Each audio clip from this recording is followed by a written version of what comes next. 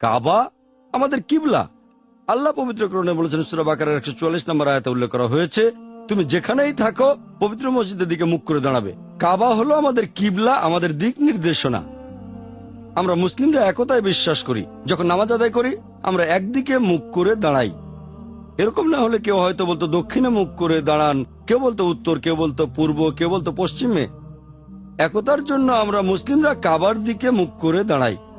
উত্তরে থাকলে দক্ষিণে মুখ করে দাঁড়াবেন, দক্ষিণে থাকলে উত্তরে মুখ করে, পূর্বে থাকলে পশ্চিম দিকে মুখ করে, আর পশ্চিমে থাকলে পূর্ব দিকে মুখ করে। একতার জন্য এটা করি।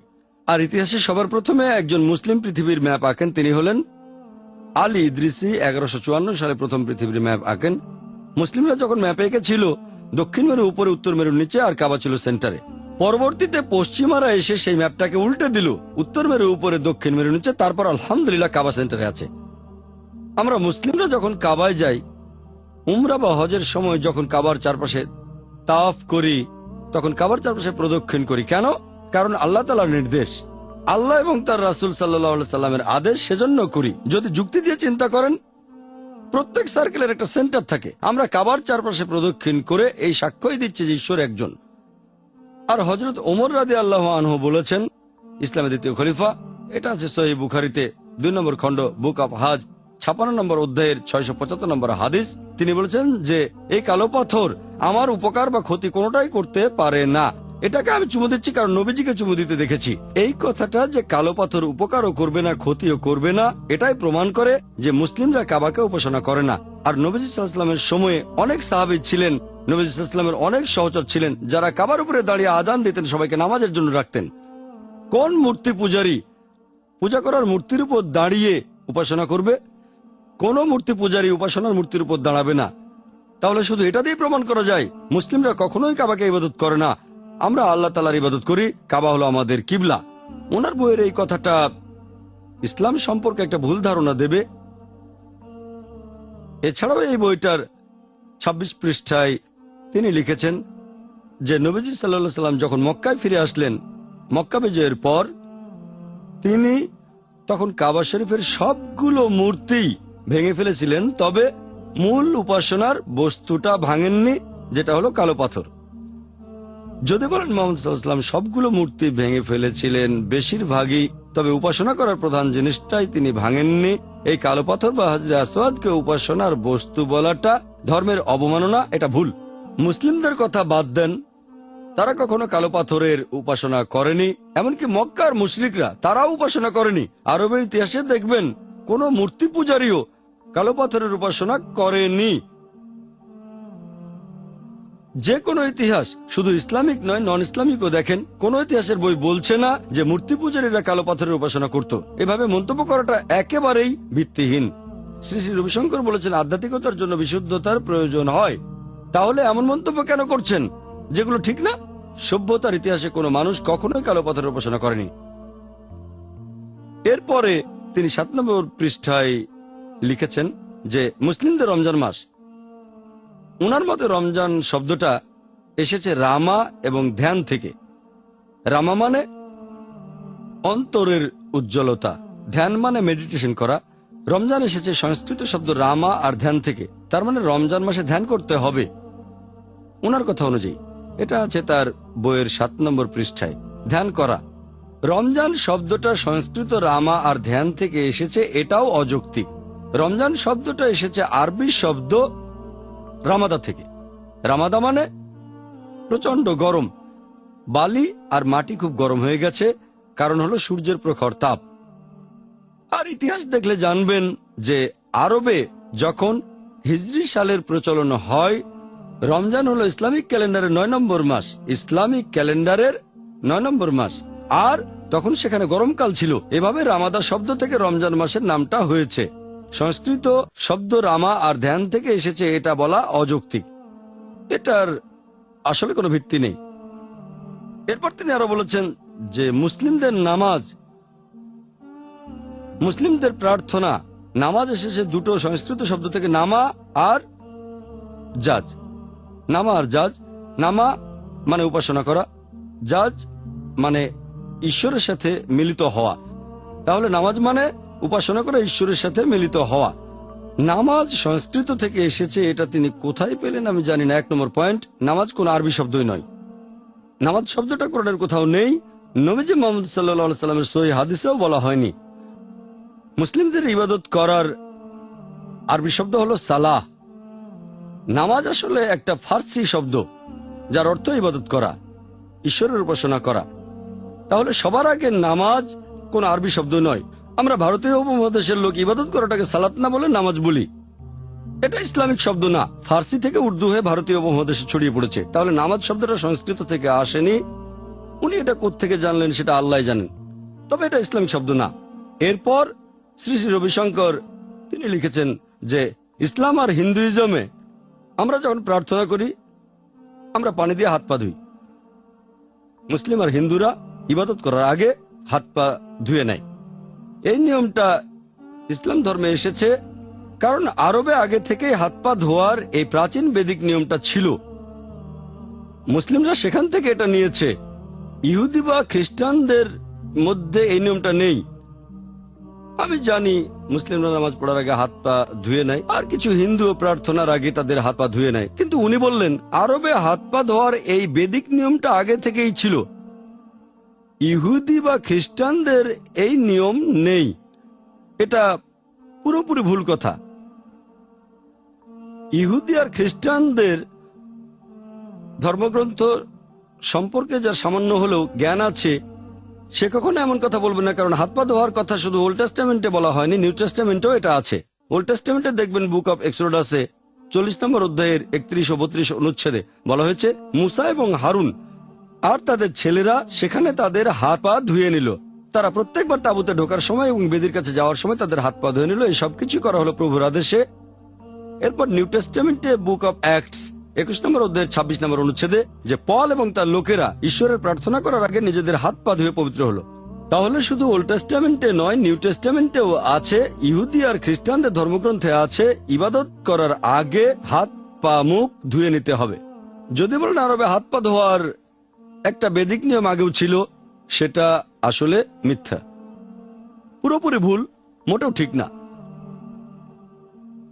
এছাড়াও শ্রী শ্রী রবিশঙ্কর তার একটা বইতে লিখেছেন prayer the call to the soul. এই বইয়ের 3 নম্বর পৃষ্ঠায় তিনি লিখেছেন যে কার উপাসনা করছেন সেটা গুরুত্বপূর্ণ না। উপাসনা করতে পারেন রামকে অথবা কৃষ্ণকে, যিশুকে বা মোহাম্মদকে অথবা আল্লাহকে, সেটা গুরুত্বপূর্ণ না। কে উপাসনা করছে সেটা গুরুত্বপূর্ণ। যে প্রার্থনা করছে সে গুরুত্বপূর্ণ, কার প্রার্থনা সেটা গুরুত্বপূর্ণ না। এখন এই কথাটা উপাসনা করাটা গুরুত্বপূর্ণ, কার উপাসনা সেটা নয়, কথাটা হিন্দু ধর্মগ্রন্থের বিরুদ্ধে যায়। এটা আছে ভগবদ গীতা 7 নম্বর অধ্যায়ের 20 থেকে 25 নম্বর অনুচ্ছেদে।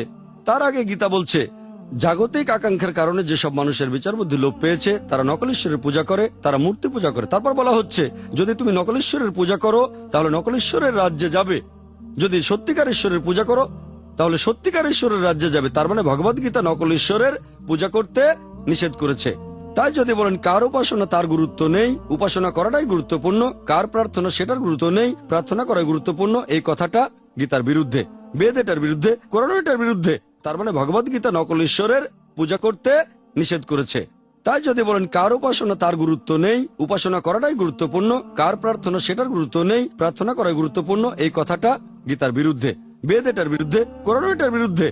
শিরক, আল্লাহর সমকক্ষ কাউকে দাঁড় করানো, আল্লাহকে ছেড়ে অন্য কারো উপাসনা করা, এটা ইসলামের সবচেয়ে বড় পাপ। সূরা নিসার 116 নম্বর আয়াতে উল্লেখ করা হয়েছে। এছাড়াও সূরা নিসার 48 নম্বর আয়াতে বলা হয়েছে যে আল্লাহ তাআলা চাইলে যে কোনো অন্যায় ক্ষমা করতে পারেন, তবে শিরক করাকে কখনোই ক্ষমা করবেন না তিনি।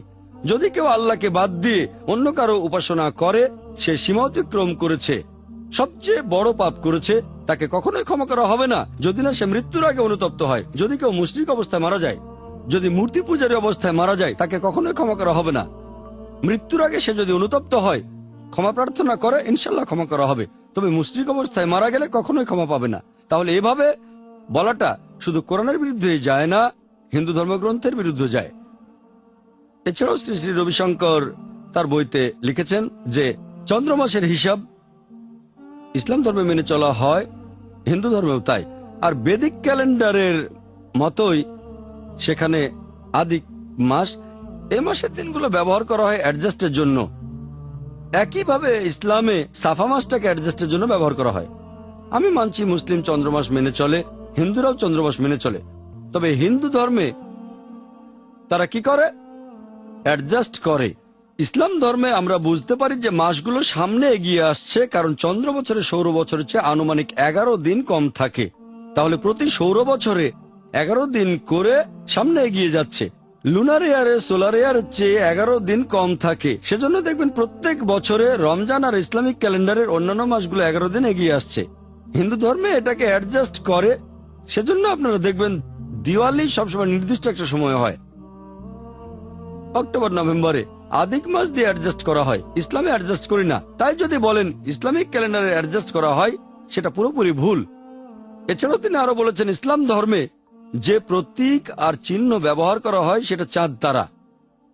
আমাদের হিন্দু ধর্মে প্রতীক হলো সূর্য আর চাঁদ, কারণ ইন্ডিয়াতে সূর্য আমাদের আলো দেয়, অনেক উপকার করে, চাঁদও আলো দেয়। সেজন্য হিন্দু ধর্মে চাঁদ একটা প্রতীক, সূর্য একটা প্রতীক।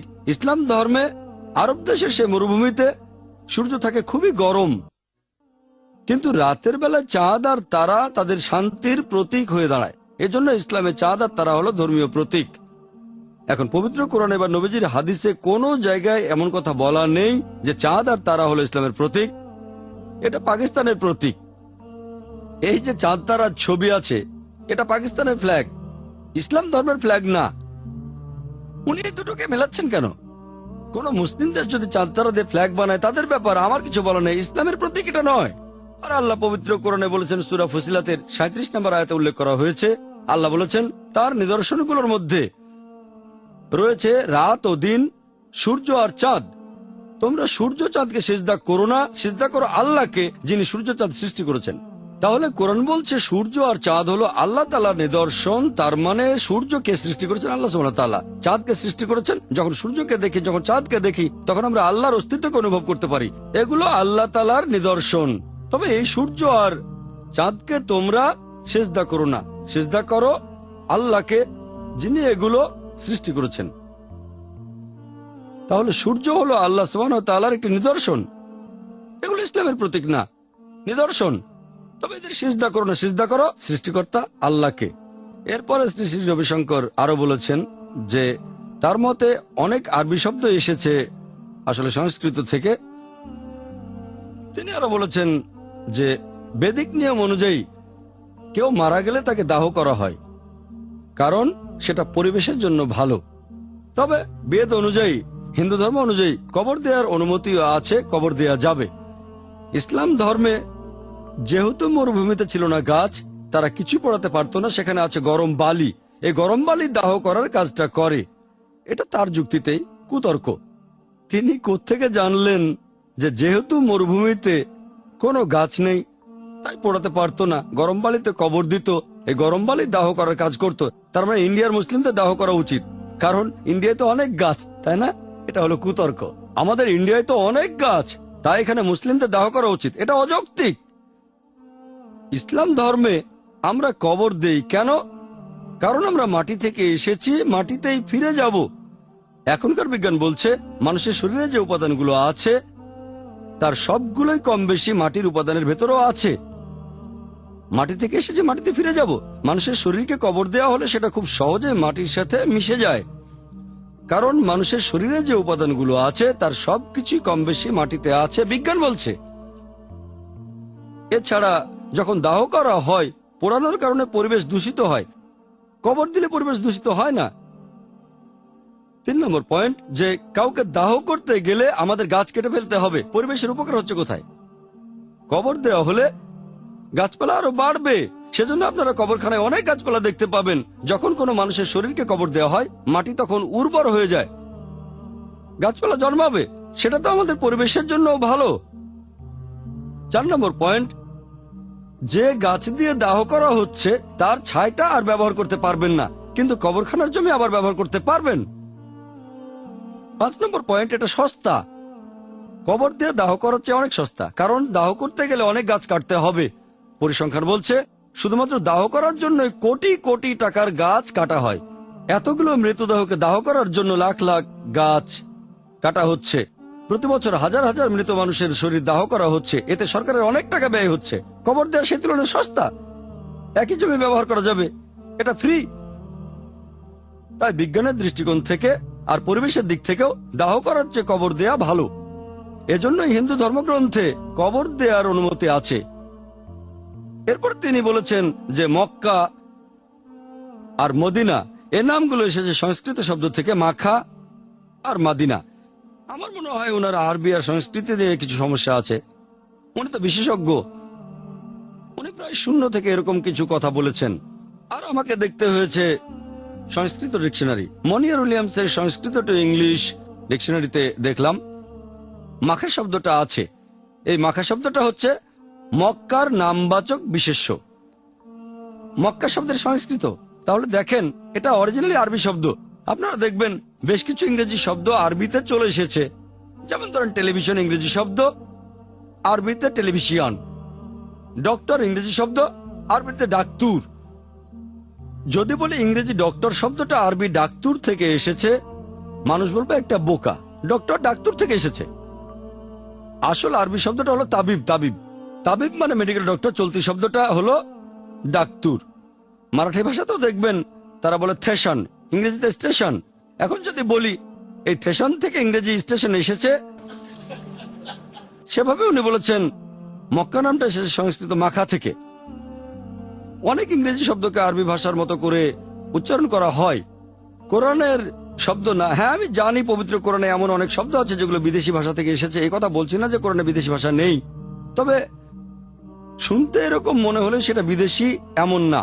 তারপর সংস্কৃত ডিকশনারিতে মদিনা শব্দের অর্থ একটা শহর। আরবিতে এর অর্থ উর্বর জমি। আরবিতে মক্কা শব্দটা এসেছে আরেকটা আরবি শব্দ মাক্কা থেকে। এর অর্থ কিছু চোষা। সেখানে পানির অভাব, পানি চুষে খেতে হয়, এখান থেকেই শব্দটা এসেছে। এটার সমার্থক আরেকটা শব্দ হলো হারাম। তার মানে যেসব জিনিস হারাম এখানে, সেগুলো নিষিদ্ধ। যেটা সঠিক না সেটা এখানে থাকবে না। আর মদিনা এই শব্দটা এসেছে আরবি শব্দ মাদানা থেকে। প্রথম দিকে শব্দটা দিয়ে বোঝানো হতো দুর্গ। তারপর বলা হতো এমন শহরকে যেখানে একটা দুর্গ আছে। এখনকার দিনে যে কোনো শহর দুর্গ থাকুক বা না থাকুক, সেটাই মদিনা। এটা আরবি শব্দ। যদি বলেন এটা সংস্কৃত থেকে এসেছে, তাহলে সেটা আপনার যুক্তি অনুযায়ী কুতর্ক হয়ে যাবে।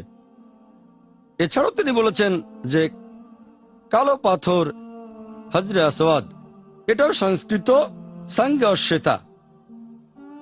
হজরে আসওয়াদ এসেছে সাঙ্গে অশ্বেতা থেকে। সাঙ্গে মানে পাথর, অশ্বেতা মানে যেটা সাদা নয়, অনেকটা শিবলিঙ্গের মতো। হজরে আসওয়াদকে শিবলিঙ্গের সাথে তুলনা করা আর বলা যে এটা সাঙ্গে অশ্বেতা থেকে, একথা একেবারেই অর্থহীন।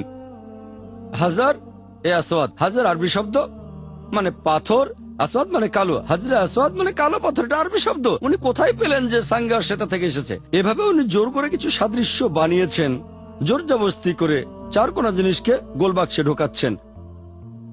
অনেকটা ট্রায়াঙ্গেলের মধ্যে স্কয়ারকে বসানো, দুটো কিন্তু আলাদা জিনিস। এটা অযৌক্তিক। এরপর উনি বলেছেন যে আরবি কাবা শব্দটা এসেছে সংস্কৃত শব্দ গর্ব আর গৃহ থেকে। সংস্কৃততে ঘর শব্দটা হলো ঘাবা। কাবা এসেছে নাকি এই ঘাবা থেকে। উনি এটা কোত্থেকে জানলেন? কাবা শব্দটা এসেছে আরবি শব্দ কাব থেকে। কাব মানে যেটা স্ফীত, একটা চারকোনা ঘর। যেমন কাবা শরীফ একটা স্ফীত চারকোনা ঘর, এটা সংস্কৃত ঘাবা থেকে আসেনি। তারপর উনি বললেন যে আরবি হারাম এই শব্দটা এসেছে হারিয়াম থেকে, তার মানে হরির বাসস্থান। হারাম শব্দটা আরবি, এটা হালালের বিপরীত। হালাল মানে যেটা করার অনুমতি আছে, হারাম মানে যেটা নিষিদ্ধ। যে কাজগুলো নিষেধ করা হয়েছে সেগুলো হারাম। এভাবে শব্দটার উৎপত্তি কে বলেছে? এটা হারিয়াম থেকে। এভাবে আরো অনেক কথা বলা যায়, হাতে বেশি সময় নেই, এটা নিয়ে অনেকক্ষণ কথা বলে ফেলেছি। এরপর উনি বলেছেন বেশ কিছু রীতিনীতির কথা, কিছু কালচারের কথা, ইসলামে যেগুলোর কোনো স্থানই নেই, এভাবে সাদৃশ্য দেখাচ্ছেন। মুনি ঋষিদের কথা বলছেন যেটার সাথে ইসলামের কোনো সম্পর্কই নেই। এরকম এক জায়গায় তিনি বলেছেন ওম, এটাকে উল্টানো হয়ে যাবে 7, 8, 6, যার অর্থ দয়াময় পরম দয়ালু আল্লাহর নামে শুরু করছি। এখন ওমকে উল্টো করলে 7, 8, 6 হয় কিনা সেটা পরের কথা। ইসলামে 7, 8, 6 কোনো মূল্য নেই। উনি বলছেন এটা আরবি সংখ্যা, এগুলোকে ভেঙে যোগ করলে বিসমিল্লাহির রহমানির রহিম, যার অর্থ দয়াময় পরম দয়ালু আল্লাহর নামে শুরু করছি। এখন ইসলামে এই সংখ্যার কোনো মূল্যই নেই। অনেক আগে হয়তো কেউ এটা বলেছিল যে আলিফ অক্ষরের ভ্যালু এত, বা অক্ষরের ভ্যালু এত, তারপর এগুলো যোগ করে বলল যে বিসমিল্লাহির রহমানির রহিম হলো 786। এটা তার নিজের আবিষ্কার। এই সংখ্যাটার হয়তো আরো অনেক অর্থ আছে, হোক ভালো বা খারাপ। ইসলামে এই সংখ্যার কোনো ভিত্তি নেই।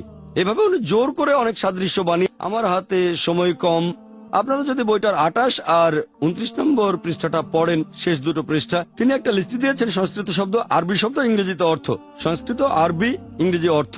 আমি চেক করে দেখলাম বেশিরভাগই ঠিক নয়। কিছু শব্দের অর্থ ঠিক আছে, যেমন সাজ মানে সেগুন গাছ, আবার কিছু শব্দ ঠিক আছে, অর্থ ঠিক নেই। উনি লিখেছেন আনসারি মানে অনুসারী, আনসারি মানে সাহায্যকারী, শেখ মানে বলেছেন শিষ্য, আসলে শেখ মানে শিক্ষক, একজন বয়স্ক লোক অথবা বিশেষজ্ঞ। তারপর আরবিতে ফার্সি শব্দ ঢুকিয়েছেন পয়গম্বর, এটা মোটেও আরবি শব্দ নয়, এটা ফার্সি শব্দ। উনি বলেছেন স্বর্গ থেকে আগত, পয়গম্বর মানে স্বর্গ থেকে আগত না, পয়গম্বর মানে আল্লাহর বার্তাবাহক। এভাবে কথা বলা একেবারে ভিত্তিহীন। আধ্যাত্মিকতার দাবি হলো বিশুদ্ধতা, কথাগুলো সঠিক হতে হবে, লজিক্যাল হতে হবে, কুতর্ক করা ঠিক হবে না। উনি মুখে বলছেন কুতর্ক করবেন না, কিন্তু বেশিরভাগ জায়গায় নিজেই কুতর্ক করছেন। ওনার বলে অনেক কথাই অবশ্য ঠিক, আমি ওনার সব কথায় আপত্তি জানাচ্ছি না। মাঝে মধ্যে তার যুক্তি সঠিক, আর মাঝে মধ্যে অযৌক্তিক কুতর্ক। সাধারণ মানুষ যারা এইসব ব্যাপারে জানে না, তারা এই কথাগুলো মেনে নেবে, এগুলো বিশ্বাস করবে। দুর্ভাগ্যজনকভাবে আধ্যাত্মিক গুরুদের অবস্থা এইরকমই। তাদের অনেক কথা সঠিক, আবার অনেক কথাই ভুল, তবে তারা যুক্তিতে ভালো। যদি কোনো লজিক্যাল মানুষ তাদের এই কথাগুলোকে ভুল প্রমাণ না করে, তাহলে বেশিরভাগ মানুষই সেগুলো বিশ্বাস করবে।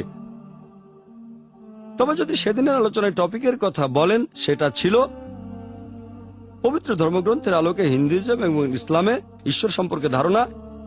সেখানে আলহামদুলিল্লাহ আল্লাহ তাআলার সাহায্যে, তার দয়ায় সীমিত সময়ের মধ্যে আলোচনাটা শেষ করেছিলাম। এই সিকুয়েলটা করেছি যাতে মুসলিমদের মনে কোনো ভুল ধারণা না থাকে, কারণ অনেক মুসলিমই শ্রী শ্রী রবিশঙ্করের আর্ট অফ লিভিং এর সদস্য সুদর্শন ক্রিয়া প্র্যাকটিস করেন। যদি উনার কথা কোরআনের সাথে মিলে যায়, অথবা যদি কোরআন হাদিসের বিরুদ্ধে না যায়, সেগুলো মানতে আমাদের কোনো আপত্তি নেই। কিন্তু যেটা কোরআন এবং হাদিসের বিরুদ্ধে যাচ্ছে, সৃষ্টিকর্তার নির্দেশ এবং তার শিক্ষার বিরুদ্ধে যাচ্ছে, সেগুলো মানব না। এই সিকুয়েলটা করা হয়েছে মূলত মুসলিম ভাই বোনদের সচেতন করার জন্য। সাবধান থাকবেন, যদি কোনো আধ্যাত্মিক গুরু ইসলাম সম্পর্কে কোনো কথা বলেন এবং কোরআন হাদিসের সাথে মিলে গেলে কোনো আপত্তি নেই। যদি কোরআন হাদিসের বিরুদ্ধে যায়, তাহলে মানবেন না। কথাগুলো কোরআন হাদিসের পক্ষে যাচ্ছে না বিপক্ষে যাচ্ছে, সেটা আগে দেখেন, আর সেখানে যুক্তি ব্যবহার করেন। এরকম কুতর্ক করবেন না, তা না হলে ভুল পথে চলে যাবেন। এটাই ছিল এই সিকুয়েলের উদ্দেশ্য। আশা করি কিছুটা হলেও সেটা পূরণ করতে পেরেছি। আমার লেকচার শেষ করব পবিত্র কোরআনের একটা উদ্ধৃতি দিয়ে। আল্লাহ পবিত্র কোরআনে বলেছেন, সূরা ইমরানের 85 নম্বর আয়াতে উল্লেখ করা হয়েছে, যদি কেউ ইসলাম ব্যতীত অন্য কোনো দিন গ্রহণ করে, শেষ বিচারের দিনে সেটা কখনোই কবুল করা হবে না, সে আখিরাতে ক্ষতিগ্রস্তদের অন্তর্ভুক্ত হবে। ওয়া আখির দাওয়ানা আলহামদুলিল্লাহি রাব্বিল আলামিন। জাযাকাল্লাহ ডক্টর জাকির। আপনারা যদি কেউ এই টপিকের উপর ডক্টর জাকির নায়েককে প্রশ্ন করতে চান, তাহলে আপনারা একে একে প্রশ্ন করতে পারেন। আসসালামু আলাইকুম। অমুসলিমরা প্রায় বলে শিশুরা হচ্ছে ঈশ্বরের প্রতিকৃতি, এই ব্যাপারে আপনার মন্তব্যটা শুনতে চাই। ভাই প্রশ্ন করলেন যে অমুসলিমরা প্রায় বলে শিশুরা ঈশ্বরের প্রতিকৃতি। শিশুরা ঈশ্বরের প্রতিকৃতি এমন কথা আমি বাইবেল বা কোরআনের কোথাও পড়িনি। যদি বলেন শিশুরা ঈশ্বরের কাছাকাছি থাকে, আমার কোনো আপত্তি নেই। কাছাকাছি মানে আমাদের নবীজি বলেছেন, প্রত্যেক শিশু দিনুল ফিতর নিয়ে জন্মায়, সে জন্মায় মুসলিম হিসেবে। মুসলিম মানে যে আল্লাহ তাআলার কাছে আত্মসমর্পণ করে। তাহলে যে আল্লাহর কাছে আত্মসমর্পণ করে তাকে মুসলিম বলা হয়, আল্লাহর কাছাকাছি থাকে সে। যখন কোনো শিশু জন্মায়, সে আল্লাহর কাছে নিজেকে সমর্পণ করে। তার সব কাজই প্রাকৃতিক, তার হার্ট প্রাকৃতিক ভাবে কাজ করে, সেভাবেই ব্যবহার করে। পরবর্তীতে আমাদের নবীজি বলেছেন, তাকে প্রভাবিত করে গুরুজনেরা, শিক্ষকেরা, তখন সে ভুল পথে চলে যায়। তাই যদি বলেন শিশুরা ঈশ্বরের কাছাকাছি থাকে, আমার কোনো আপত্তি নেই। কিন্তু যদি বলেন তারা ঈশ্বরের প্রতিকৃতি, না, সেটা ঠিক না। তারা ঈশ্বরের কাছাকাছি, কারণ তারা বিশুদ্ধ, তারা মাসুম। পরবর্তীতে অন্য মানুষদের দেখে হয়তো ভুল পথে চলে যেতে পারে, সঠিক পথ থেকে দূরে সরে যায়। আশা করি উত্তরটা পেয়েছেন। হ্যাঁ ভাই, আসসালামু আলাইকুম। ওয়ালাইকুম আসসালাম। রবিশঙ্কর বলেছিলেন যে সমস্যা তখনই হয় যখন আমরা মনে করি যে আমরাই ঠিক আর অন্যদেরকে শুধরাতে চাই। উনি বলেছিলেন যে আপনার চিন্তা ভাবনা অন্যের উপর চাপিয়ে দিবেন না। এ ব্যাপারে আপনি কি বলেন? শ্রী শ্রী রবিশঙ্কর বলেছিলেন, ভাই প্রশ্ন করলেন যে সমস্যা তখনই হয় যখন আমরা নিজেরা মনে করি যে আমরাই সঠিক আর অন্যের উপরে জোর করে সেটা চাপিয়ে দিই। আংশিকভাবে ওনার কথা সঠিক। মাঝে মধ্যে মনে করি যে শুধু আমরাই সঠিক, কখনো সেটাই সঠিক, আবার কখনো সেটা ভুল। যদি সেটা সত্যি হয়ে থাকে, তাহলে আমাদের কথা ঠিক। 2+2=4, এটা ছাড়া অন্য সব উত্তর ভুল, এটা সঠিক। আমি যদি বলি 2+2=4, 4 বাদে অন্য সবকিছু হলে সেটা ভুল, তাহলে আমি সঠিক। তবে মাঝে মধ্যে দুটোই সঠিক হতে পারে। আমি যদি বলি 5-এর চেয়ে কোন সংখ্যাটা বড়, 10 5-এর চেয়ে বড়, 20 5-এর চেয়ে বড়, 30ও বড়, এটা প্রশ্ন আর উত্তরের উপর নির্ভর করে। মাঝে মধ্যে সঠিক উত্তর একটা আর মাঝে মধ্যে অনেকগুলো হতে পারে। দ্বিতীয় অংশ, যে আমরা জোর করে চাপিয়ে দিচ্ছি, জোর করে শুধরাতে চাচ্ছি, এটা আমি মানি না। কারণ আল্লাহ তাআলা পবিত্র কোরআনে বলেছেন, সূরা বাকারার 256 নম্বর আয়াতে উল্লেখ করা হয়েছে, লা ইকরাহা ফিদ্দীন। দিন সম্পর্কে জবরদস্তি নেই। তবে আয়াতটা শেষ হয়নি, এরপর সত্য মিথ্যা থেকে সুস্পষ্ট হয়েছে। আমাদের সত্যটা প্রচার করতে হবে, শুধু বলবেন না লা ইকরাহা ফিদ্দীন। সত্যটা প্রচার করতে হবে, যদি তার গ্রহণ করে আলহামদুলিল্লাহ, গ্রহণ না করলে আলহামদুলিল্লাহ। ইসলাম গ্রহণ করলে ভালো, না করলে কোনো সমস্যা নেই। তবে আমাদের সত্যটা প্রচার করতে হবে। জোর করব না, আমরা তরবারি বা রাইফেল ধরে তাকে ইসলাম গ্রহণে বাধ্য করব না, এটা ঠিক না। কোন ধর্মেই এই জবরদস্তি করাটা একেবারে ঠিক না। তবে সেটা বলতে পারেন, প্রচার করতে পারেন। যেমন শ্রী শ্রী রবিশঙ্কর, তিনি আর্ট অফ লিভিং এর কথা প্রচার করছেন। এখন যদি বলি, শ্রী শ্রী রবিশঙ্কর, আপনি কেন হাজারো মানুষের উপর সুদর্শন ক্রিয়া চাপিয়ে দিচ্ছেন? উনি প্রচার করছেন, যারা পছন্দ করছে গ্রহণ করছে। একইভাবে আমরাও প্রচার করছি, যারা পছন্দ করছে গ্রহণ করছে। তাহলে একজন রিভার্টের কথা শুনে ওনার খারাপ লাগবে কেন? লোকটার নাম মনে নেই, সে বলেছিল গত বছরে জাকির নায়েক এখানে আসলে আমি ইসলাম গ্রহণ করি, বেশ উত্তেজিত হয়ে গেল সে। সেটা ঠিক ছিল না, সেটা আমাদের অনুষ্ঠানের সাথে খাপ খাচ্ছিল না। তবে এটা তার স্টাইল। সে উনাকে ইসলাম গ্রহণ করতে বলল, শ্রী শ্রী রবিশঙ্কর তখন রেগে গেলেন। সুদর্শন ক্রিয়ায় কোনো কাজ হয়নি। তাহলে Shri Shri Ravishankar art of living এর কথা প্রচার করছেন, অনেকেই তাকে ফলো করছে। তবে জোর করবেন না। সেই লোক তো জোর করেছিল না, অনুরোধ করেছিল। শ্রী শ্রী রবিশঙ্কর বললেন, সবাইকে ভালোবাসুন, এটা তার জীবন দর্শন। উনি বলতে পারেন, আপনার যদি নিজস্ব ধ্যান ধারণা থাকে আপনি সেটা প্রচার করতে পারেন। মানুষ পছন্দ করলে গ্রহণ করবে, জোর করবেন না। জোর করাটা ভুল। আপনি পিস্তল ঠেকিয়ে কাউকে বাধ্য করতে পারেন না। যদি এভাবে দেখেন তাহলে কোনো সমস্যা নেই। আশা করি উত্তরটা পেয়েছেন। এবারের প্রশ্ন মহিলাদের মধ্য থেকে। আসসালামু আলাইকুম। আর্ট অফ লিভিং এর কোন লোক রিভার্ট হয়েছে বা তাদের প্রতিক্রিয়াটা কেমন? আর্ট অফ লিভিং এর প্রতিক্রিয়ার কথা যদি বলতে হয়, এখানে আমাদের সব ধরনের অভিজ্ঞতাই হয়েছে। শ্রী শ্রী রবিশঙ্করের সাথে 50 থেকে 100 জনের মতো লোক এসেছিল। তাদের সবাইকে ভিআইপি সেকশনে বসানো হয়েছিল। সেখানে অনেক ফরেনার ছিল, বিভিন্ন দেশের। আপনারাও দেখেছেন, তাদের মধ্যে মহিলাও ছিল। তবে আমরা সেখানে পুরুষ নারীদের একসাথে বসেছি, কারণ তারা আমাদের গেস্ট। আপনারা দেখবেন যে উনি যে কথাই বলছিলেন লোকজন তাতে তালি দিচ্ছিল, অন্যরা সবাই ছড়িয়ে ছিটিয়ে ছিল। আর উনার সাথে যারা এসেছিল তারা উনার সব কথার শেষেই তালি দিচ্ছিল। এছাড়াও দর্শকদের মাঝে আরো অমুসলিম ছিল, আমরা পার্সেন্টেজটা জানি না। আনুমানিক ভাবে অনেকে বলেছে 25% হিন্দু আর 75% মুসলিম ছিল। কেউ বলেছে 1 ভাগ হিন্দু আর 2 ভাগ মুসলিম, আমি জানি না এটা। তবে মনে হয় মুসলিমরাই সংখ্যায় বেশি ছিল, আর অনেক হিন্দুও সেখানে ছিল। শ্রী শ্রী রবিশঙ্করের সাথে যারা এসেছিল তারা তার প্রতি সহানুভূতি দেখাচ্ছিল। ও ডক্টর জাকির নাইকের এভাবে বলা উচিত হয়নি। আমি তো টপিকের উপরে ছিলাম, আমি তো টপিকের উপরে কথা বলেছি, কোনো ধর্মের সমালোচনা করিনি। আমি সত্য কথাটা বলেছি। তবে সেখানে আরো অনেক লোক ছিল। এরকম একজন, অনুষ্ঠান শেষ হওয়ার পরে ভিড়ের কারণে আমি গ্রিন রুমে চলে গিয়েছিলাম। তার প্রায় 20-30 মিনিট পরে আমি আবার বের হলাম, তখনও ভিড় ছিল। সেখানে বয়স্ক একজন লোক আমাকে খুঁজে বেড়াচ্ছিলেন। তার বুকের ব্যাজে শ্রী শ্রী রবিশঙ্করের একটা ছবি, তার নিচে লেখা উনি ভগবান বা এই টাইপের কিছু। সেই বয়স্ক লোক বললেন, ডক্টর জাকির নায়েক, আপনার কথা আমার খুব ভালো লেগেছে। এর আগে আমি শ্রী শ্রী রবিশঙ্করকে ভগবান বলে বিশ্বাস করতাম, এখন থেকে আমি আপনার অনুসারী। আমি বললাম, অনুসরণ করেন আলহামদুলিল্লাহ, তবে ইবাদত করবেন শুধু আল্লাহ সুবহানাহু ওয়া তাআলার। এরকম অনেক ঘটনা আমরা পরে জানতে পেরেছি। অনেক অমুসলিম, তাদের মধ্যে হিন্দু আছে, সেই অনুষ্ঠানে ইসলাম গ্রহণ করেছিল। জানতে পেরেছি সাউথ ইন্ডিয়ায় অনুষ্ঠানটা সরাসরি সম্প্রচার করা হয়েছিল। কেরালায়, চেন্নাইতে বড় স্ক্রিনে দেখানো হয়েছিল, হাজার হাজার মানুষ দেখেছে। এরকম একটা গ্রুপের সবাই ইসলাম গ্রহণ করেছে আলহামদুলিল্লাহ। আল্লাহ হেদায়েত করেছেন। আমরা শুধু প্রচার করব। এরকম কিছু খবর আমরা অনুষ্ঠান শেষ হওয়ার পরের দিনই পেয়েছিলাম। পরবর্তীতে আরো খবর পেতে লাগলাম, কেউ সেখানে ইসলাম গ্রহণ করেছে, কেউ পরে করেছে। আল্লাহ হেদায়েত করেছেন। আমরা কোনো জোর করিনি, জবরদস্তি করিনি। আমরা সত্য প্রচার করব। মানুষকে হেদায়েত করা আল্লাহ সুবহানাহু ওয়া তাআলার হাতে। আমাদের দায়িত্ব হলো মানুষকে সাদৃশ্যের কথা বলে সঠিক পথে নিয়ে আসা। আল্লাহ বলেছেন, تعالوا إلى كلمة سواء بيننا وبينكم। আমরা পবিত্র কোরআনে এই নিয়মগুলো অক্ষর অক্ষরে পালন করেছি। কিছু মানুষ বলা বলি করছিল ডক্টর জাকির নায়েক কিভাবে শ্রী শ্রী রবিশঙ্করের সাথে এক মঞ্চে উঠবেন, তিনি তো নিজেকে ভগবান বলেন, এক মঞ্চে উঠলে সমস্যাটা কোথায়? উনার কথা ইসলামের সাথে মিলে গেলে মেনেছি, না মিললে মানেনি। অনুষ্ঠান শুরু হওয়ার পরেও অনেকে এরকম ভাবছিল, না জানি কি হয়। আলহামদুলিল্লাহ সুম্মা আলহামদুলিল্লাহ, মুসলিমদের কথা যদি বলতে হয়, অনেক আলেম সেখানে উপস্থিত ছিলেন, তারাও সন্তুষ্ট হয়েছেন। তারা ভেবেছেন আমি হয়তো অন্য সবার মতো একে অন্যের প্রশংসা করব। আলহামদুলিল্লাহ, আল্লাহ সাহায্য করেছিলেন আর তিনি অনেক মানুষকে হেদায়েত করেছেন। হ্যাঁ ভাই, সামনের ডানে। রাম এবং কৃষ্ণকে কি আল্লাহ তালার প্রেরিত রাসূল বলা যায়? আর বেদকে কি সর্বশক্তিমান আল্লাহর আসমানি কিতাব বলা যায়? ভাই প্রশ্ন করলেন যে রাম এবং কৃষ্ণকে আমরা আল্লাহর রাসূল বলে মেনে নিতে পারি কিনা, আর বেদকে আল্লাহ তাআলার আসমানি কিতাব বলা যায় কিনা। আমি সেদিনকার লেকচারেও এই কথাটা বলেছিলাম যে ইসলাম ধর্মে আল্লাহ পবিত্র কোরআনে বলেছেন, সূরা রদের 38 নম্বর আয়াতে উল্লেখ করা হয়েছে, ولكل أجل كتاب। প্রত্যেক যুগেই আল্লাহ তাআলা আমাদের জন্য আসমানি কিতাব পাঠিয়েছেন। কোরআনে এরকম মাত্র 4টা কিতাবের নাম বলা হয়েছে, তাওরাত, জাবুর, ইনজিল আর কোরআন। কিন্তু এ বাদেও আরো কিতাব পাঠানো হয়েছে, যেমন সুফে ইব্রাহিম ইত্যাদি, নামে 4টা।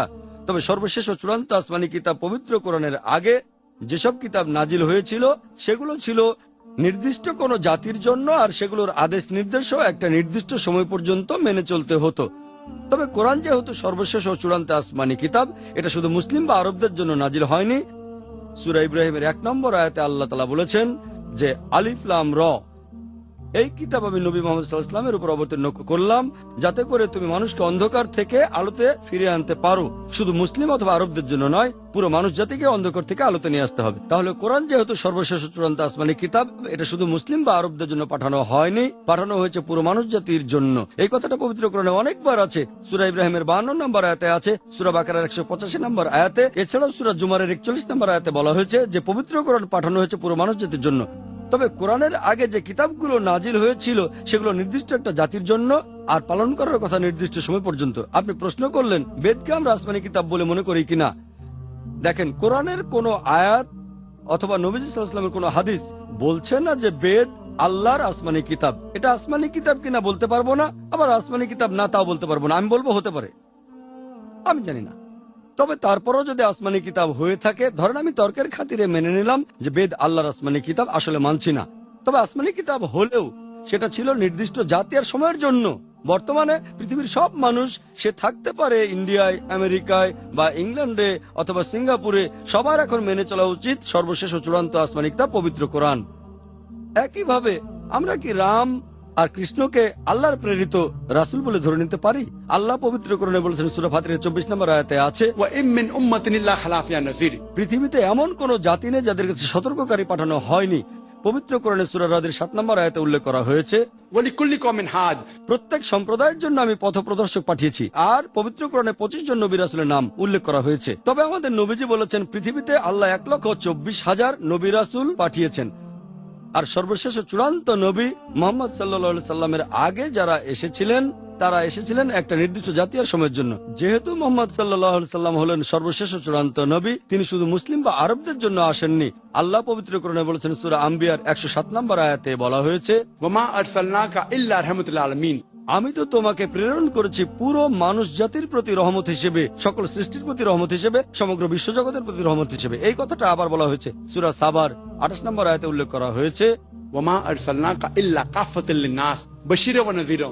আমি তো তোমাকে সমগ্র মানুষ জাতির জন্য প্রেরণ করেছি, তাদের সুসংবাদদাতা ও সতর্ককারী রূপে।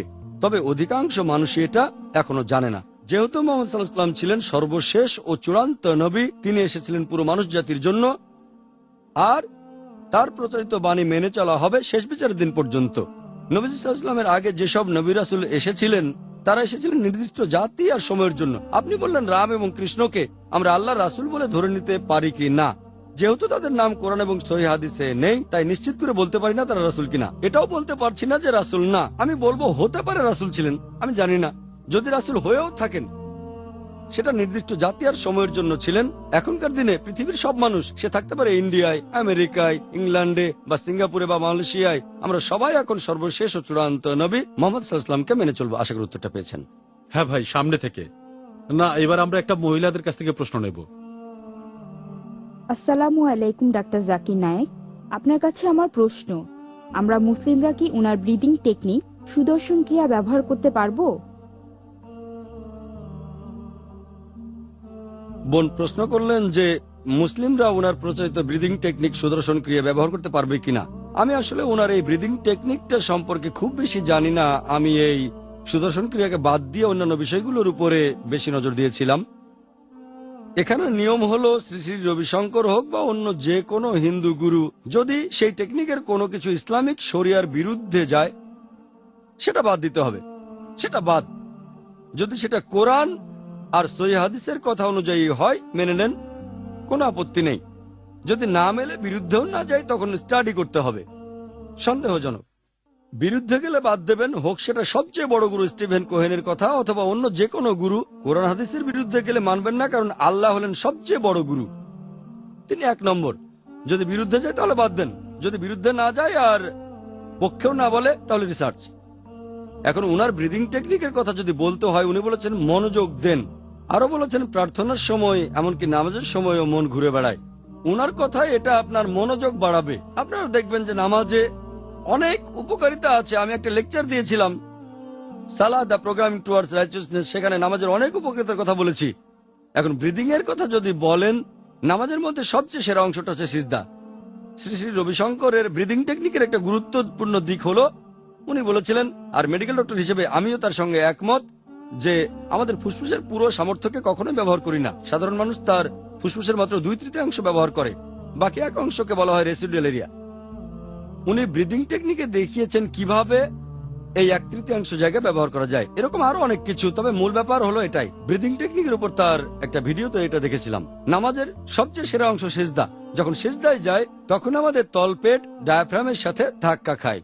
ডায়াফ্রাম ফুসফুসের নিচের অংশে চাপ দেয়। সিজদার সময় নিঃশ্বাস নিলে এই রেসিডুয়াল এরিয়ার বাতাসটাও তখন বেরিয়ে যায়। তাহলে যদি নামাজ সঠিকভাবে আদায় করেন, তাড়াহুড়ো না করে সঠিকভাবে সিজদায় যাচ্ছেন, এরকম হলে রেসিডুয়াল এরিয়ার বাতাসও বেরিয়ে আসবে।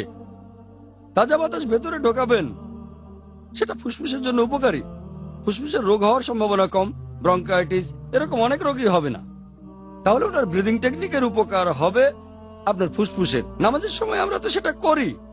এছাড়া নামাজে আরো অনেক উপকারিতা আছে, বৈজ্ঞানিক উপকারিতা। আমরা যখন দাঁড়িয়ে থাকি তখন ব্রেন থেকে অনেক ইলেকট্রোস্ট্যাটিক চার্জ বেরিয়ে আসে। সিজদা